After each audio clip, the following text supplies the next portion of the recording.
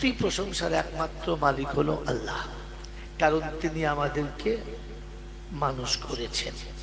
তিনি আমাদেরকে যদি বলে মানুষ করেছেন, মুসলমানের ঘরে পাঠিয়ে মুসলমানের ছেলে করেছেন। কার ছেলে করেছেন? মুসলমানের। কিন্তু যাবার সময় তিনি মুসলমান হয়ে যেতে বলেছেন, ছেলে হয়ে না। আমার আশা এর আগে চট করে আপনাকে কেউ এরকম বলে নাই, আর বলবেও না।